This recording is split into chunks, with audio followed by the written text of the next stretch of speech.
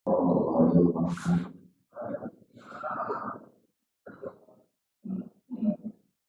Alhamdulillah, nahmaduhu wa nasta'inuhu wa nastaghfiruh wa na'udzu billahi min shururi anfusina wa min sayyiati a'malina. May yahdihillahu fala mudilla lahu wa may yudlil fala hadiya lahu. Asyhadu an la ilaha illallah wa asyhadu anna Muhammadar Rasulullah. Allahumma shalli ala Muhammad wa ala ali. Alhamdulillah, pada hari ini di subuh kesempatan yang insyaallah cuaca yang cerah, Allah sama-sama izinkan kita semua hadir di masjid ini, Bapak Ibu. Ini bukanlah sebuah kebetulan, ini adalah sebuah perjalanan yang mungkin kita nggak pernah tahu. Perjalanan ini mungkin 5 tahun yang lalu, 10 tahun yang lalu, kita nggak tahu. Tepat di tahun ini, tanggal ini kita kumpul di sini. Dan kita juga nggak tahu besok, lusa, tahun depan kita seperti apa, kita bukan. Jadi kalau Allah sudah pilih hadir kita di pertemuan pada kajian FKSMM di subuh hari ini, maka kita bersyukur sama Allah dengan mengucapkan Alhamdulillahirabbil alamin. Dan tidak ada pencapaian yang besar kecuali mengharapkan ridha Allah. Dan insya Allah Allah memberikan keridhaan untuk kita semuanya. Amin ya rabbal alamin. Salawat dan salam pada Nabi kita Nabi Muhammad sallallahu alaihi wasallam. Allahumma shalli wa sallim wa barik alaihi. Kita yang senantiasa berselawat kepada Rasulullah sallallahu alaihi wasallam. Lagi yang lahir nanti kita bisa meraih syafaat. Amin ya rabbal alamin. Sama sekali Bapak Ibu yang kami muliakan, pengurus PKM Masjid Taqwa, Hayat Taqwa, Masjid Taqwa Pondok, Ustaz Iqbal beserta staf jajaran pengurus yang kami hormati, kami muliakan Bapak Kepala Desa, Pak Jawa USP yang hadir hari ini bersama kita, dan yang kami muliakan pengurus SMM serta jajarannya, Ustaz Salman, Ketua, dan seluruh Bapak Ibu yang hadir di pertemuan di subuh hari ini. Insya Allah Bapak Ibu, saya singkat aja. Ya, kenapa saya bilang singkat? Karena ada satu hal yang paling mahal dalam hidup ini. Tapi kalau kita tidak fokus, maka kita menganggap ini adalah satu hal yang murah. Padahal ini adalah puncak tertinggi orang yang masih hidup. Tapi tidak semua orang mau meraih itu. Saya ulangi ya.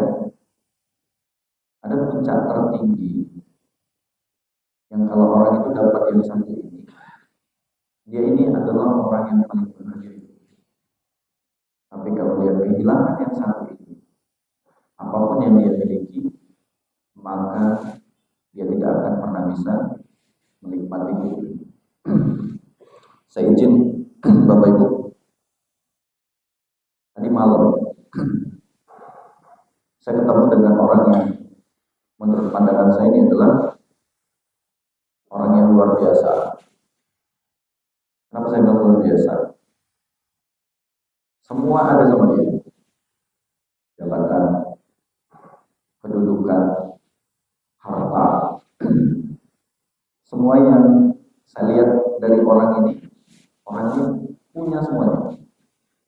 Bahkan beliau ini salah satu dosen di salah satu kampus terkenal di Amerika. Ngajak ketemu sama saya dari malam. Ternyata pas ngajak ketemu, saya pikir cuma ngajak ngopi doang. Rupanya enggak. Ternyata dia cuma bertanya satu hal. Dan boleh jadi pertanyaan ini hampir sama kayak gitu. Apa pertanyaannya? Dia cuma nanya gini, Ustaz, ketika saya sudah mendapatkan semuanya, Kenapa ya? Saya ngerasa nggak bahagia. Tapi bahkan saya cemburu melihat orang-orang di luar sana atau beliau yang kelihatannya tidak seberuntung saya, tapi mereka bahagia. Dia punya, pokoknya kalau saya bilang ini orang perfect, tapi yang ditanya adalah bahagia.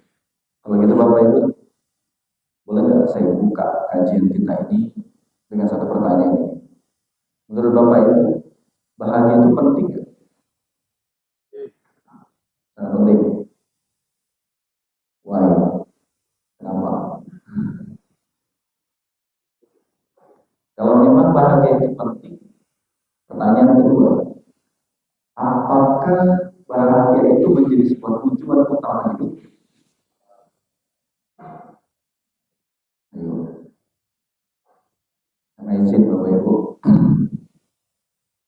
saya menggabungkan antara psikologi dengan tauhid, karena saya belajar dua-duanya, digabungin pertanyaan. Jadi Bapak Ibu bilang bahagia itu penting. Tapi pertanyaan kedua, apakah tujuan hidup itu harus bahagia? Nah, ini pertanyaannya. Jelas ya pertanyaannya? Kalau udah jelas dengan pertanyaannya, kita mulai kelompok. Baik.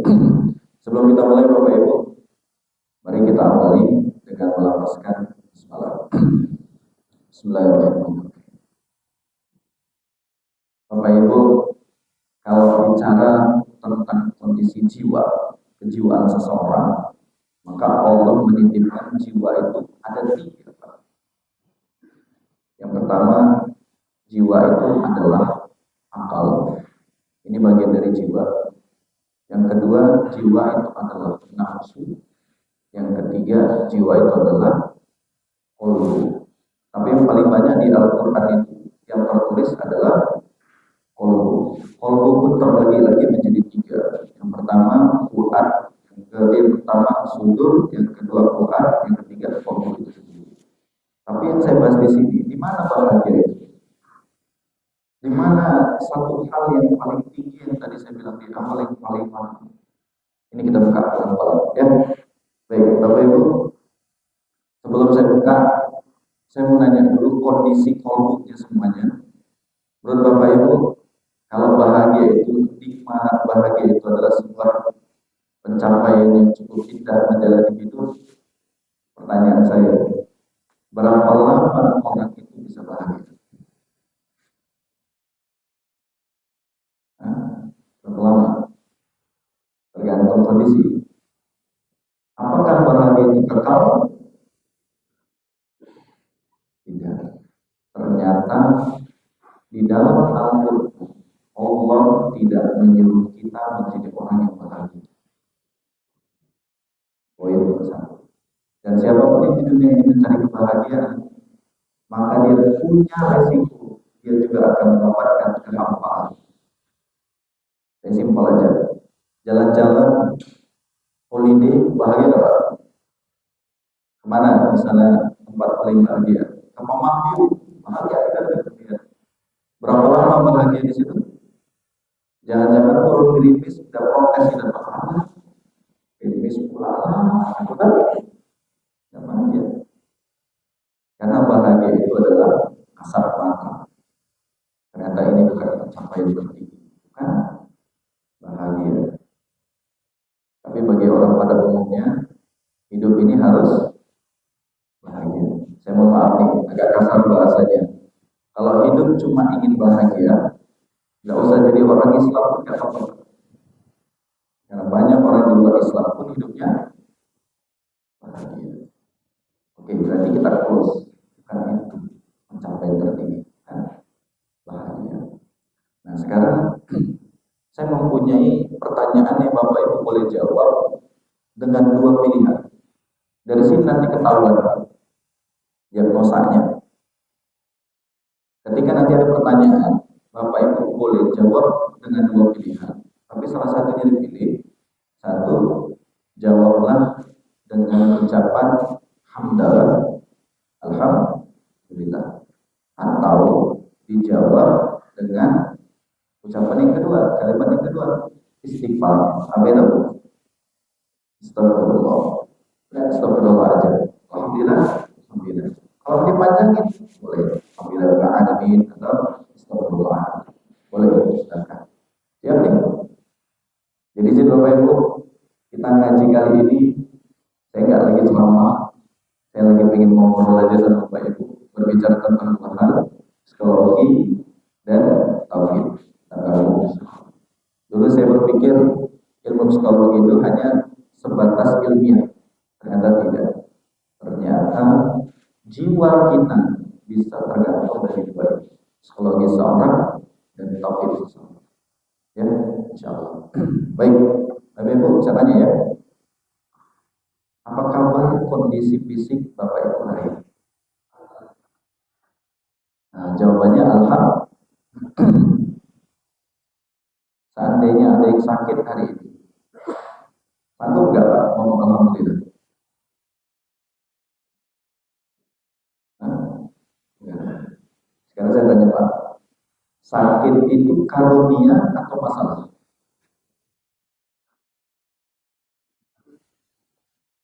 Debat kita di sini. Karunia. Ini masalah juga. Nah, ini kita akan menyeimbangkan itu. Ya, saya juga dulu pertama belajar bab ini. Kalau seandainya sakit itu adalah masalah, nggak mungkin Allah membuka kisah Nabi Ayub alaihissalam. Nggak mungkin Allah buka itu, betul nggak? Nah, itu nanti kita jawab Pak. Yang kedua pertanyaannya, apa kabar kondisi keuangan Bapak Ibu hari ini?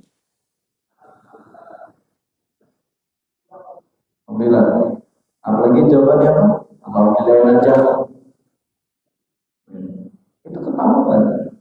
Ya. Lagi ya. Apa kabar hubungannya sama anak-anak hari ini? Alhamdulillah. Apa kabar hubungannya sama orang tuanya hari ini? Sama mertua? Oke. Pertanyaan berikutnya, fundamental. Apa kabar hubungannya sama pasangan kita hari ini?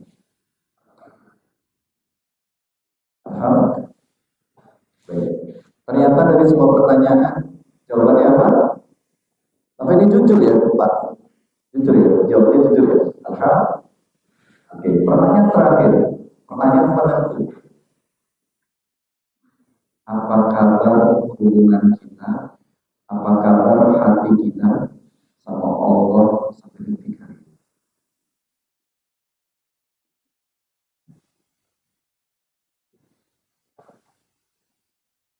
Kenapa dia Bapak Ibu? Alhamdulillah. Bapak Ibu, berat gak jawab pertanyaan terakhir? Mau dibilang alhamdulillah. Kalau saya ditanya Bapak Ibu, saya lebih suka mengatakan astagfirullah. Kenapa saya bilang astagfirullah? Apa yang mau diunggulkan dari saya? Apa yang mau diunggulkan dari diri ini? Sholat kadang telat, sekali sholat 4 rakaat, pikiran kemana-mana, kadang mudah susun, kadang sama takdir Allah nolak, bersyukurnya jauh, sabarnya nggak jelas. Cocoknya ini Pak, kalau ditanya tadi jawabannya astagfirullah.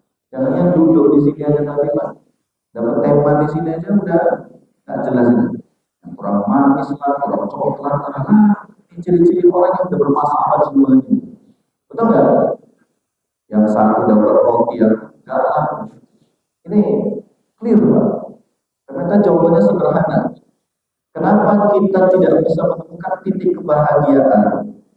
Itu aja kita nggak cepat, apalagi nanti titik tertinggi. Nah kalau gitu apa poinnya?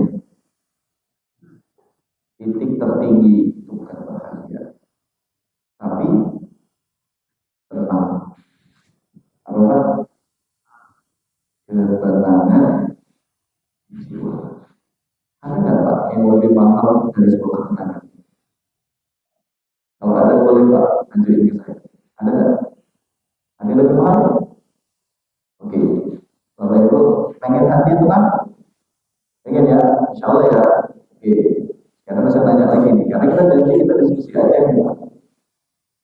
Pak, kalau yang kita inginkan adalah ketenangan. Sebetulnya sadar nggak sadar kita, mana yang paling sering kita cari dalam hidup ini? Kesenangan apa ketenangan?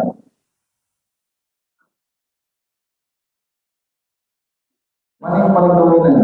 Kesenangan atau ketenangan? Kesenangan. Padahal yang dibutuhkan jiwa kita apa? Yang kita buat. Dan ini clear, inilah yang membuat Allah mencabut keberkahan hidup seseorang. Karena apa? Dia gagal mencari tujuan utama. Makanya izin Bapak Ibu, mohon maaf lagi nih. Ciri-ciri orang yang sudah dicabut keberkahan pada diri seseorang itu adalah bukan dia tidak mampu beribadah, bukan dia tidak mampu ngaji seperti ini, bukan dia tidak mampu bersedekah, dia tetap ibadah, dia tetap ngaji, KSMM tiap minggu, sampai nggak KSMM itu dalam dia pengajian mana-mana dalam. Dia bukan kehilangan itu, tapi ada yang dicabut oleh Allah satu titik keberkahan ini, dan ini titik paling mahal. Ini Bapak Ibu, ciri-ciri orang yang sudah dicabut keberkahan hidupnya sama Allah, salah satu tandanya adalah Allah akan cabut ketenangan hidupnya. Bawaannya suntuk aja, pantang senggol, bacot, nggak suruh, larang, nggak cocok, lem dulu. Ada kayak gitu? Wajar. Saya cuma kasih contoh Pak, bukan jujur. Ada yang nanti, maaf, hidupnya penuh dengan drama, sandiwara. Sandiwara gimana? Pura-pura bahagia. Ada pura-pura happy. Padahal setelah dia sendiri, dia menjadi orang yang paling hampa di sana. Dan Bapak Ibu tahu kenapa? Karena ada satu hal yang membuat Allah cemburu sama sikap kita. Apa itu? Ternyata jangan-jangan satu sebab inilah yang membuat Allah itu cemburu. Apa itu? Karena jangan-jangan kita lebih senang mengejar nikmatnya daripada mengejar Allah sebagai tujuan utama. Kesenangan identik dengan dunia, identik. Sedangkan ketenangan identik dengan ukhrawi. Ya, betul nggak? Tapi bukan berarti saya ngomong ini dunia itu nggak penting, bukan. Ini penting. Saya udah pernah jebak dulu, saya pernah kejebak di posisi itu. Ya, bahkan zona yang paling berat itu Pak, zona sempit atau zona nyaman? Zona nyaman. Berapa banyak dicerita di Al-Quran zona nyaman itulah yang membuat kita kufur sama Allah. Lihat, Fir'aun, Qarun, Namrud, Abu Jahal, Abu Bakar, dan semua yang saya sebutin tadi mereka berada di zona nyaman. Tapi udah berarti kita nggak boleh zona nyaman. Dalam bela selamat susah aja Allah, bukan itu juga. Karena orang yang berada di zona sempit pun resiko dia jadi orang yang kufur. Betul nggak? Nah kita mengambil keseimbangan di zona nyaman, tenang, di zona sempit, tenang. Dengan kata lain baru ada duit, gak ada duit, tenang. Mau? Yakin? Jangan-jangan Pak, ada duit itu tidak tenang. Contohnya apa? Contoh, ada duit gak tenang. Lebih baik yang duitnya Pak, masih ada ngomong. Cukup, gak ada cukup, gak ada. Kalau ini, tenang. Nah jawabannya sederhana. Berarti ada masalah di dalam jiwa. Yang dimana jiwa ini yang membuat Allah mencabut keberkahan. Banyak. Kalau kita mau buka di sini ciri-ciri orang yang dicabut keberkahannya, jangan dikira cuma rezeki aja dicabut keberkahan. Enggak. Nih ciri-ciri. Badan kalau dicabut keberkahannya sama Allah, berat untuk berbuat tes kalau nggak percaya. Saya ulangi, badan ini kalau dicabut berkahnya sama Allah, berat berbuat ketaatan. Makanya ada istilah, ada orang dia itu hebat yang banting tulang untuk urusan dunia, tapi seperti tak bertulang urusan akhirat. Lemah saja. Kalau duduk di warung, bukan salah warungnya, orang ini moleknya luar biasa. Ngaji baru dikonimah ngantuk. Apalagi khutbah Jumat. Saya kalau khutbah Jumat hanya di khutbah saya. Hampir setiap khutbah saya sudah itu orang itu. Boleh saya buka dikit? Hati-hati Pak. Orang yang tertidur di saat khotib sedang khutbah itu bukan karena ngantuk, tapi jangan-jangan memang Allah lagi nutup dia untuk jangan sampai nasihat itu sampai kepadanya dari isi khutbah itu. Dan biasanya disebabkan dosa. Karena dosa adalah menghambat masuknya kebaikan. Atau yang kedua lebih serem Pak. Syaitan itu kenal sama syaitan? Kenal? Luar biasa ini Pak. Kenal? Oke, gak kenal, tahu. Bahkan syaitan itu, mohon maaf nih Pak, saya bukan menghakimi, enggak menghakimi. Karena kita kan tadi janji belajar edukasi psikologi dan kejiwaan. Ternyata Pak, di sini syaitan itu cantik mainnya.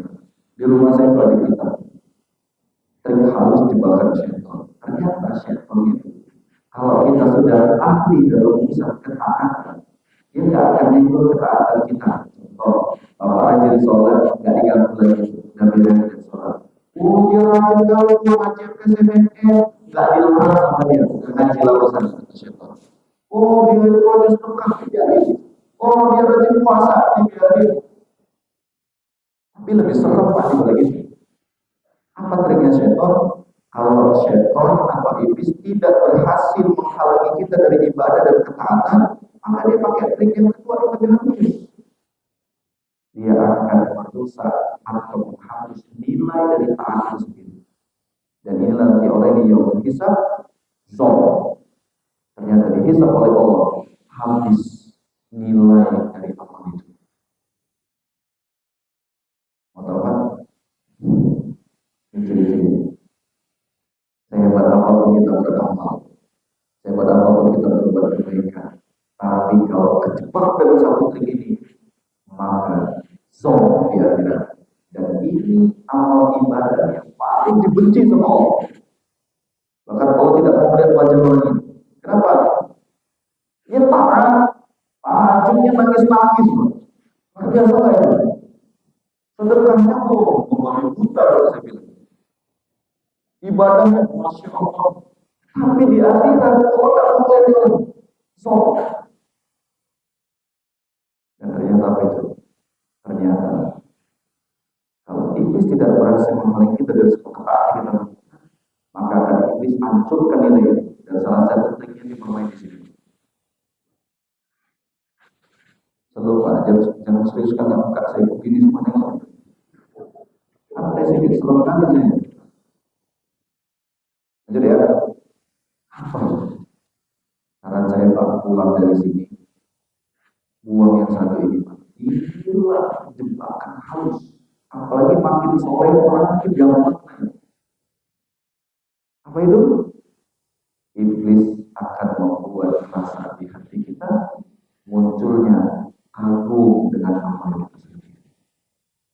Istighfar semua kita. Dia nggak cerita ke orang, dia nggak posting, dia nggak ria, tapi dia mudah takut dengan amalnya sendiri. Dia nggak ria, dia nggak cerita sama orang, dia sembunyikan amalnya sendiri. Nggak ada orang tahu, anak istrinya, masalah kita nggak tahu, anak kita nggak tahu, semua terdekat kita nggak tahu, tapi masih ada di sini rasa, aku bisa, aku mampu, hati-hati, jebakan. Yuk istighfar lagi gitu. Yang kedua, kalau Bapak sering kan sholat Jumat datang kan? muslimnya datang tuh, iblis nggak marah, iblis setan nggak marah, biarin aja. Kita nggak main di situ, nanti kita main set khotib sedang main, baru juga khotib innal hamdalillah main di situ. Apa permainan setan di situ?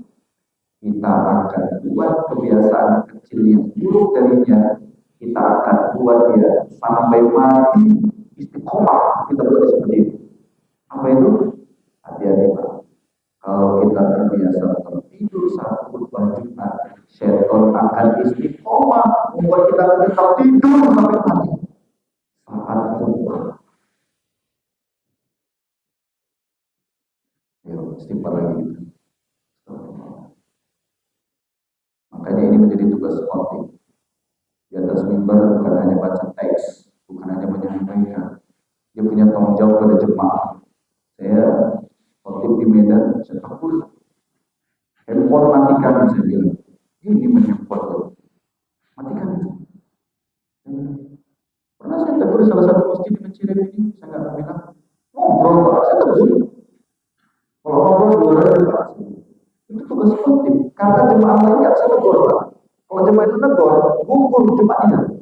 Berarti tugas siapa? Ini sumur sendiri khotibnya. Mau cemana jemaahnya sumur aja. Makanya saya pernah dapat satu nasihat, ini berat sekali bagi saya nasihatnya dari seorang guru saya. Apa kata beliau? Kalau berani naik ke atas mimbar itu sampai mahir katanya. Kenapa? Karena ketika engkau berani naik ke atas mimbar, engkau sedang menggantikan posisi orang pertama di atas mimbar. Rasulullah SAW. Rasulullah itu lihat jemaahnya, lihat sahabat kita itu bukan Rasul sendiri kamu. Hati-hati. Jangan-jangan hisab lebih berat di atas mimbar daripada jemaah yang tertidur. Ya nanti habis ini gak ada yang berani naik mimbar lagi Pak. Gak berani aku. Bukan termasuk saya. Inilah pentingnya kita membahas sebuah kaidah. Makna, syarat, bukan hanya syariatnya. Tapi ada hal yang paling gampang. Termasuk Pak. Saya di WA sama Pak DKS. Kita bisa ngisi SMM. Yang pertama saya tanya itu bukan yang izin ya, bukan yang lain dulu. Ini saya. Kalau aku oke kan ini, apa maksudnya? Kalau aku tolak ini, apa? Karena jujur Pak, ini ada jadwal saya di luar sana. Saya WA ya WK, Pak izin apa? Gini. Oh nggak apa-apa, Allah sudah lihat. Makanya sama-sama ditolak. Ya sudah, karena kita sekali-sekali jumpa. Dan yang pertama kali saya tanyakan sampai saya dari rumah kemarin, mau saya jauh ya Pak, sejam motor itu rumah saya. Di jalan sedikit saya terpleset, hisab saya berat, betul nggak? Terpleset sedikit dari lisan saya, berat nggak hisab saya dia? Benar yang saya sampaikan juga dihisab. Makanya izin Pak, nggak mudah jadi orang yang duduk di sini Pak, nggak mudah. Bukan soal menyampaikan, tapi tahu. Ada yang mengerti? Ya. Jadi apa intinya Bapak Ibu? Kita pulang dari sini, let's get to know. Bersihkan jiwa kita. Jangan-jangan hari ini ketika kita sulit melakukan ketaatan di depan Allah, bukan karena kita yang malas, tapi jangan-jangan ada hijab yang menghalangi. Bapak Ibu, contoh, senang nggak Pak kalau dipanggil sama orang penting? Senang nggak? Tiba-tiba dapat surat, dapat panggilan, dipanggil sama Pak Prabowo. Senang nggak? Ada yang jawab saya Pak, nggak mau Ustaz. Loh kenapa Pak? Kalau Anies mau, loh ini bukan masalah itu, Anies contoh aja. Orang satu kita panggil. Senang nggak Pak? Mau dikasih hadiah, senangnya dipanggil. Pertanyaan saya Pak, pas datang gimana sikap itu? Santun, lemah lembut. Apa yang kedua? Ada apa memanggil jawab-jawab udah kecil itu? Kan enggak. Makanya kita akan bilang dengan bahasa yang itu karena merasa terpanggil. Tapi yang kedua, mana lebih tinggi yang manggil? Prabowo atau kita itu Prabowo? Nah, siapa yang nyiptain? Oh, maaf ya, saya nggak menghakimi ya. Ada nggak orang yang hari ini ketika dipanggil sama Allah belum juga dipanggil Pak, udah goyang di sini Pak. Masjid ini ada ngaji-ngajinya misalnya. Ya.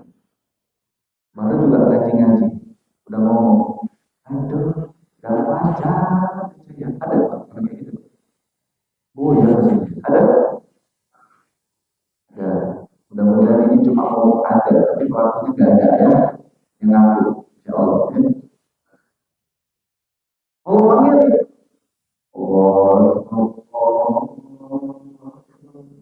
Ada orang yang hari ini Pak, asal terpanggil jiwanya, hidup jiwanya, tasbih, bersih, bukan bersih tapi kita bersih tidak bernoda.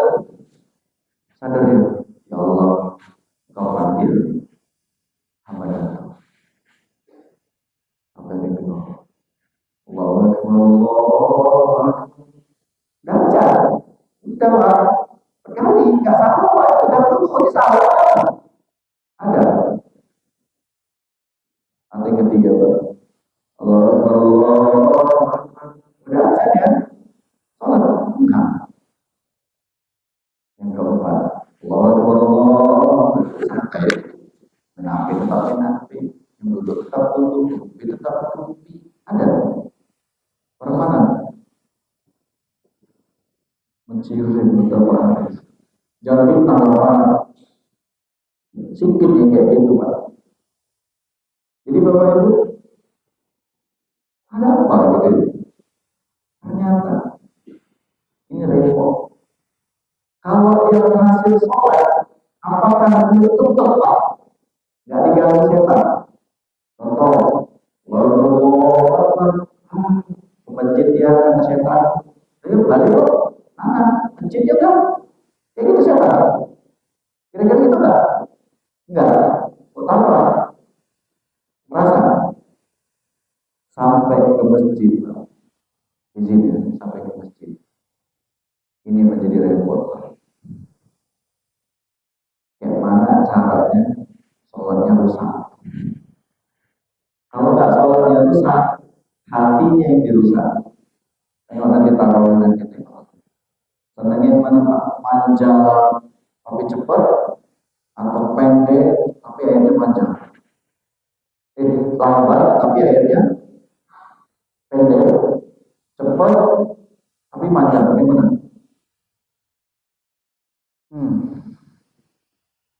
Berat jawabnya.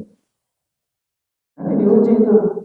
Kalau orang sudah diuji hatinya Pak, jangankan pas sholat, baru nyampe wa imam dulu ya wa itu imamnya ditanda saja.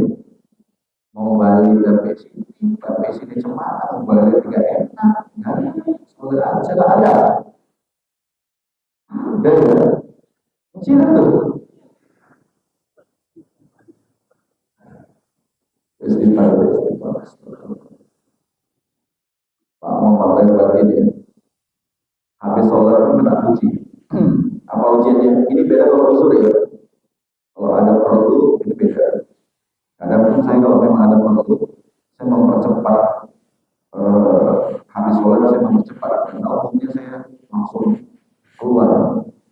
Tapi ketika saat tenang dan santai, pernah nggak Bapak Ibu habis sholat terasa pantatnya gede? Oh nggak pernah, syukur Bapak. Kalau saya pantat dulu.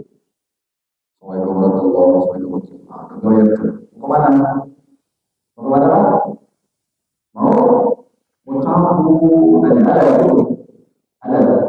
Tapi Pak, anehnya dia keluar dari masjid ini. Ngobrol di parkiran sampai tutup parkiran ada.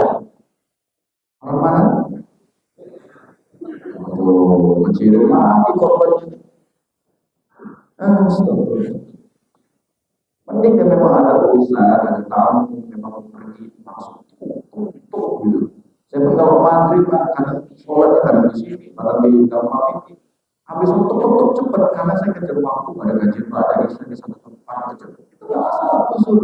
Gimana zikirnya? Saya gantikan saat saya berkendara. Saya gantikan dalam perjalanan saya zikir. Apa yang jadi masalah? Ada orang yang nggak sama sekali nggak sempat zikir. Mohon maaf ya, mohon maaf nih ya. Ini nggak bicara benar atau salah. Ini bicara kejujuran jiwa. Pak, pernah nggak Pak lihat orang? Ya, mohon maaf ya.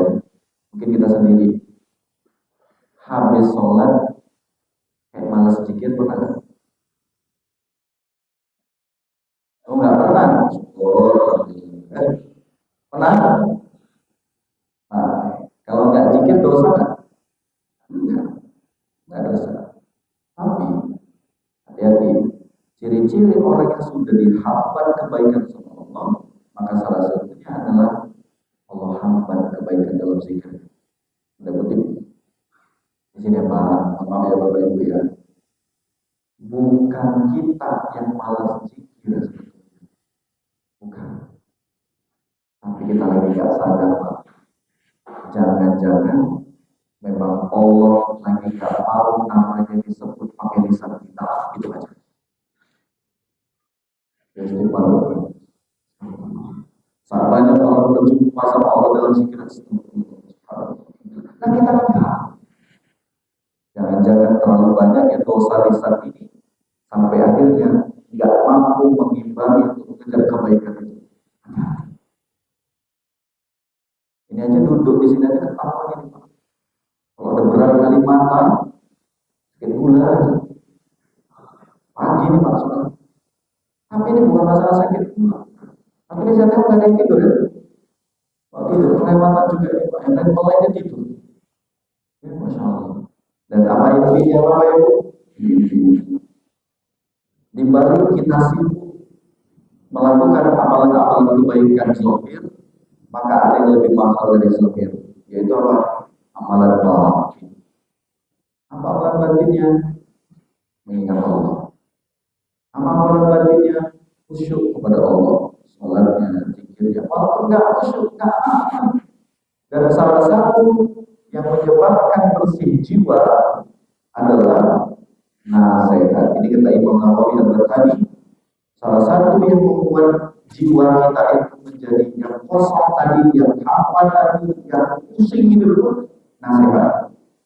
Makanya kalau orang itu sudah dikasih nasihat, Pak, hatinya apa? Ini tenang nggak ya? Nah, kalau saya lanjut setengah jam lagi tenang nggak? Enggak, lama. Nah, biar nggak lama-lama ya, setengah jam aja. Saya masuk setengah 7. Ini udah 40 menit. Cukup lah ya, insya Allah berkah buat kita semuanya. Saya doakan Bapak Ibu yang datang kemari, Allah makan hatinya, Allah luaskan rezekinya, Allah kabulkan hajatnya, Allah mudahkan urusan duniawinya. Yang belum umroh Allah umrohkan, yang sudah jalan haji Allah berikan, yang terpenting yang punya hutang Allah berikan. Lama ya, berkumpul kalau hutang sini, Masya Allah. Nah, jadi Bapak Ibu, di balik yang sebenarnya disampaikan pada intinya adalah yuk pulang, pulang, pulang. Pulang kemana? Pulangkan kembali dua hal. Satu, pulangkan kembali hati kita sama Allah. Barangkali di hati kita sudah banyak selain Allah, Pak.